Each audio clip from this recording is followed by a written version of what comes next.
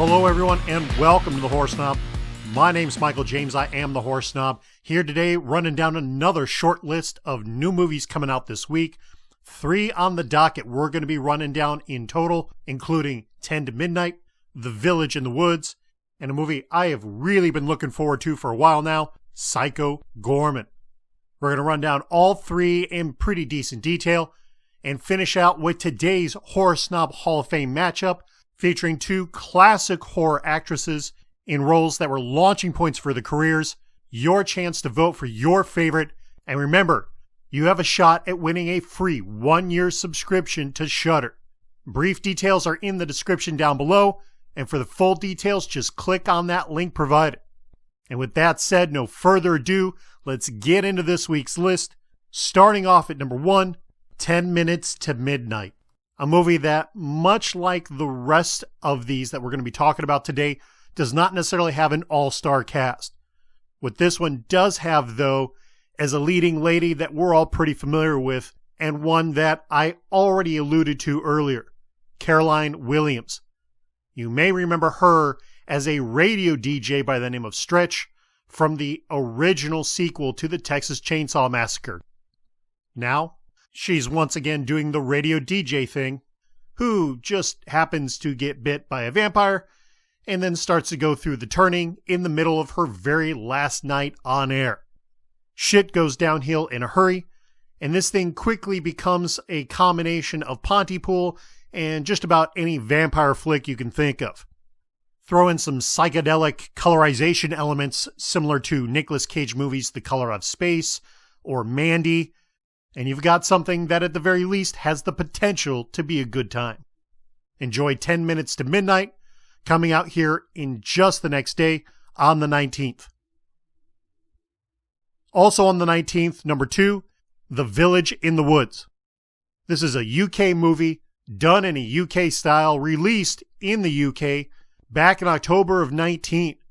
So it's actually already been around for more than a year. We here in the States just finally going to get our hands on it as it becomes available on DVD as of tomorrow on the 19th. Random that it's only available DVD, so I would expect this thing to be available video on demand, digital, if not tomorrow as well, not too far off into the future. Like 10 Minutes to Midnight, not a cast you're really going to recognize. Therese Bradley, about the only one. You might recognize her from Anna and the Apocalypse, a very enjoyable musical comedy Christmas horror movie, if ever you had thought such a thing would occur. But as for Village in the Woods, I expect from what we see in the trailer that there are going to be moments that feel very much like a low-budget BBC daytime TV show, with a heavy overuse of fog that just really feels unnatural, and a colorization nowhere near reminiscent of the quality of picture we're accustomed to nowadays. What I do notice, though, from the trailer is that there are also moments when this thing is darker, deeper, richer, that colorization comes to life. It feels haunted, morbid, and there are production qualities to this thing that remind me of movies like Blair Witch, The Wretched, and The Ritual. Hopefully, they are just a hint at how this thing can balance out against the concerning elements I see, giving us a quality scare for the new year. And lastly, the movie I've eagerly been anticipating for quite some time, Psycho Goreman. Knowing that this movie was brought to us by Steven Kostanski, the same dude that gave us The Void, I have to think, homie's got a major hard-on for H.P. Lovecraft. Because one look at this, and there's no doubt this is the story H.P. Lovecraft would have written if dude had a sense of humor whatsoever. A young girl who gains control of an alien monster that wants to just murder the shit out of everybody. But he can't, because he has to do whatever she says, and what she's saying is, we're going to have a tea party, we're going to play dress up, and oh yeah, I need a drummer in my band. Those are her priorities. And this thing just hates every moment of it all along the way.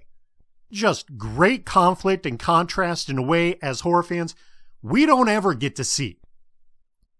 There are characters in this thing that feel like they could have stepped right out of movies like Mars Attacks, old school He-Man from the late 80s, or the Power Rangers TV shows that have been on for decades. A movie produced by Shudder, you'd expect it to hit their platform on the 22nd, which is the listed release day, though nothing official is listed for them, not anywhere you can find. Right now it's just listed video on demand, digital and in theaters. Either way, it will officially be available for us to watch this coming Friday, and I highly recommend you take the time to do so. And speaking of Shudder, as we finish up today, again, a reminder that participating in the Horror Snob Hall of Fame gives you a chance to win a 1-year free subscription to Shudder. Might be a good way to get your hands on Psycho Goreman. All you have to do to participate is be a subscriber to our YouTube channel, follow us on Facebook, and vote for your favorite on any of our Horror Snob Hall of Fame matchups.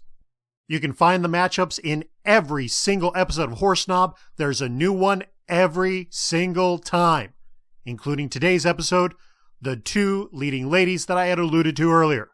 Caroline Williams as DJ Stretch from the original sequel to the Texas Chainsaw Massacre, going against Adrienne Barbeau's character Stevie Wayne from the 1980 original The Fog by John Carpenter. Which of these 2 characters did you like best? Tell us in the comment section down below for your chance to win the free 1-year subscription to Shudder. Alright, that's it for me today. Stay tuned as I got a lot more coming out this week yet, including another Forgotten Favorites group, 5 movies on docket talking about intro movies for kids, your preteens. Constantly a question I see brought up. My kid wants to start getting into horror films. What's a good recommendation? I'm going to give you 5. Everything from classics from the 80s to modern movies coming out recently as a way for you to begin introducing horror into your kids' viewing habits. And we'll finish out the week with another series of previews. 4 more movies that'll be released next week, including the remake to Wrong Turn. A big one I know a lot of us have been waiting for. All that and more. My name's Michael James. I am the Horror Snob. As always, I thank you for tuning in, and we'll see you next time.